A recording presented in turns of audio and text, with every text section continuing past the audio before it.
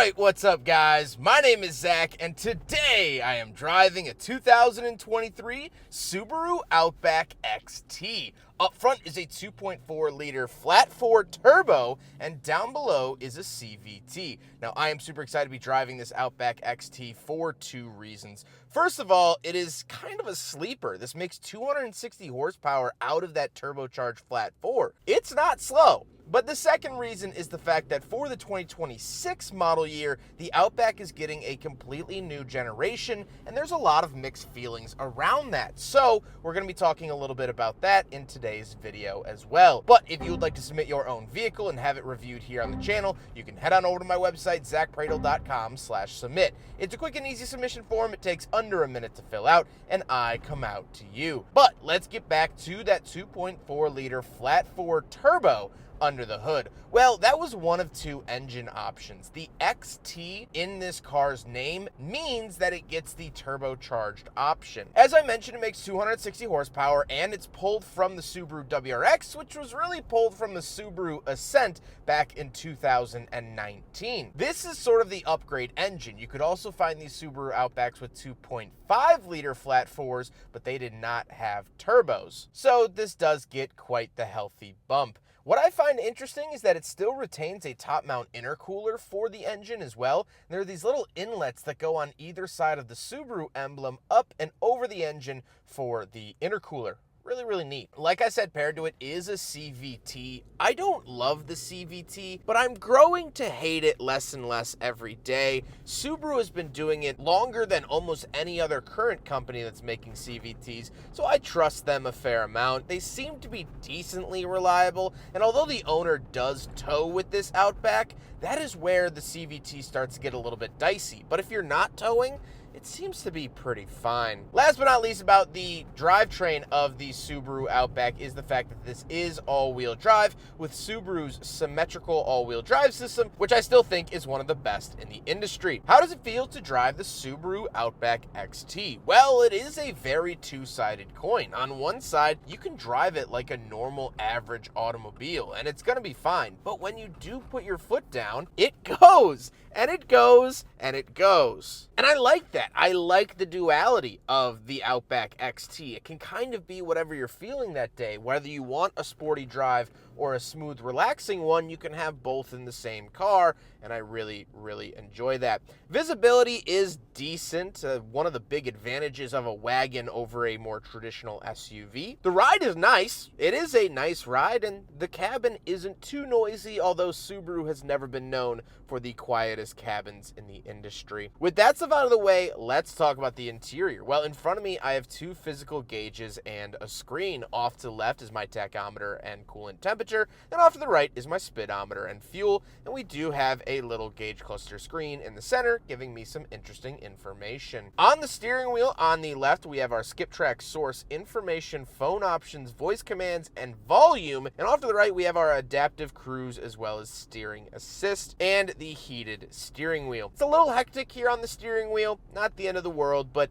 I think it's a little much. Off to the left, we do have our climate control vent along with the first little note of the Java interior. This has the Java brown leather interior. Tailgate, gauge dimmer switch, and tailgate off button. And moving on to the door, we have two levels of memory seats, power folding mirrors, power locks, and power windows. Moving into the center, we get our giant infotainment screen. So quite a bit to talk about here. This is Subaru's Starlink system, and I've never loved it, although I don't overly hate it either.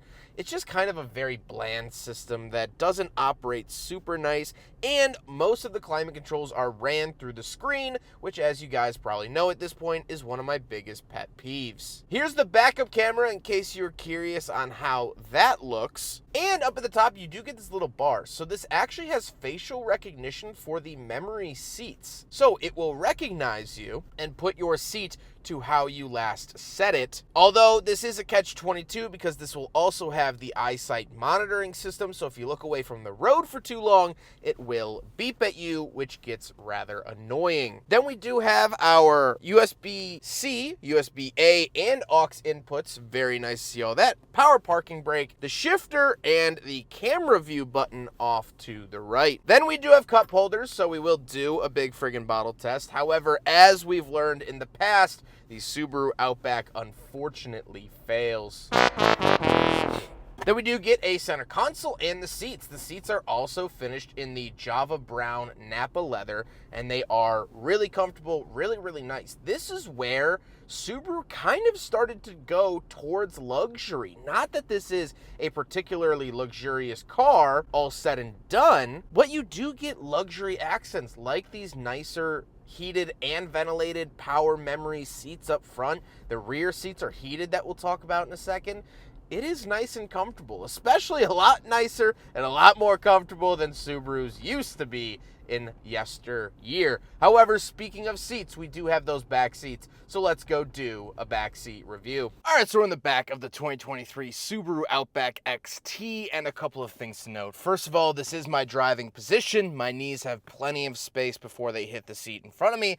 Same with the headroom. The headroom is great. We do have this little bubble, so you can see it actually goes up over the rear passenger, so I fit back here very, very well. On top of that, I also have heated seats, which I am appreciating quite a bit because it is 23 degrees Fahrenheit here today, and it is cold. So I love the heated seats. I also do get a center console, 2 cup holders in here, and down below we have our heated seat options. We have vents, which can't always be found in the industry back here, so I get my own vents in the back seat, and we get our USB-A and USB-C. So plenty of charging opportunities, plenty of heat seating, seat heating options, and vents. So plenty to love in the back of the Outback XT. Let's hop around the very back. We'll talk about the trunk and cargo space, and then we'll talk about the looks. All right, so we're on the back of the Subaru Outback Touring XT, and a couple of things to note. First of all, I do want to talk about the roof rack here in a second. You could see that it has to be off center a little bit because this is for the rear view mirror. There's actually a rear camera there. So before you buy your Subaru Outback Touring XT, I would just make sure that your roof box works if you're planning on transferring it over. Just something to note. But speaking of which, we do have a power tailgate that we won't let go all the way up because of that roof box, and that's also something that people don't think about. The roof box really limits how high you can open the tailgate, so we'll duck under here and take a look back here. This is one of the big plus sides of the Outback, especially because you can lay those seats down and then you basically have an impromptu U-Haul truck. You also get switches back here to lower that second row. Of course, you get a 12-volt outlet, which is fantastic, and the Harman Kardon speaker system has a speaker in the back. Coming under here, you can pull this up as well for some added storage. Very nice to see. And then we have a little button here to put the tailgate back down. Nice and simple. Love that out of the Outback. Now we gotta talk about the looks, and I really like the look of the Outback, and we're gonna talk more about that with the final thoughts here in a second, but I think this particular one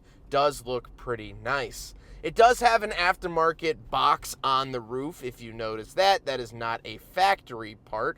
However, it's a very common sight if you've ever seen a Subaru or been to the state of Colorado. But with all that being said, let's get on to my final thoughts. What do I think driving a Subaru Outback XT from 2023? Well, I like this car a lot. I think it does a lot of things very, very well and has very few shortcomings. One of the downsides will be the fuel economy. Any Subaru, especially the turbo all-wheel drive ones, aren't going to get great fuel economy. You're going to get better fuel economy out of competitors. However, it's not really the point of this car. I think it has a nice ride. I think it looks presentable, drives nice, has great power, and great amenities. I don't like the screen, but then again, once my Apple CarPlay is engaged, I don't have to look at it or touch it ever again. Why I wanted to do this review, because I have reviewed other 2023 Subaru Outbacks before, and I've done other model years of it. I've done a lot of Subaru Outbacks here on the channel. The reason I wanted to talk about it again is because it's been recently leaked what the 2026 Outback is going to look like. It's finally going to move on from this generation that started in 2019. And it has the world in a little bit of a tizzy because they're going with a more traditional SUV style. Here is the spy photos that have leaked, and this is being filmed before the official release of the 2026 Outback. If I know anything about Subaru, one thing that Subaru is very, very good at is that they know their customer base very well. They've realized that their customer base enjoys the outdoors, enjoys adventure. And so they actually spend money and donate to organizations with that same mantra. Every year at the Chicago Auto Show, they bring puppies, and never have they ever left the auto show with an unadopted puppy. Every single one of those dogs ends up getting adopted. They also are one of the largest corporate sponsors for the national park system. People that buy their cars, that's what they care about, and so they've put their money where their mouth is and spent it in those ways. And so moving forward, their customer base is middle-aged millennials with a little bit of adventure. And what do middle-aged millennial non-car enthusiasts want? They want SUVs. So the Outback is getting turned into a more traditional SUV. Gone are the days where it will be just a lifted wagon. And so I can't hate on Subaru for that. They have to follow their market and what the market wants. But I think they are losing a little bit of pizzazz.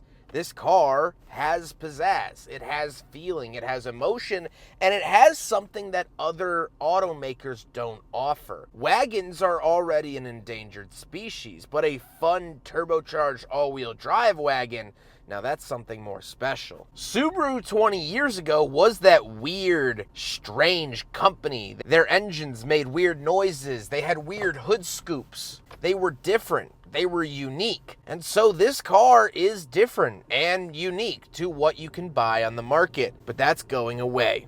This car is going away. And so, while that saddens me, and I think the automotive market is losing a true icon, it also makes me appreciate being behind the wheel of one today, enjoying it for what it was and what it stood for, and not necessarily what it might turn into. This car is all about living in the moment, cherishing the moment, and trying to savor the moment for as long as possible, whether that be a mountain vista view, or a glorious redwood tree, or even here today, just some dead trees in the winter of Chicago. Savor it.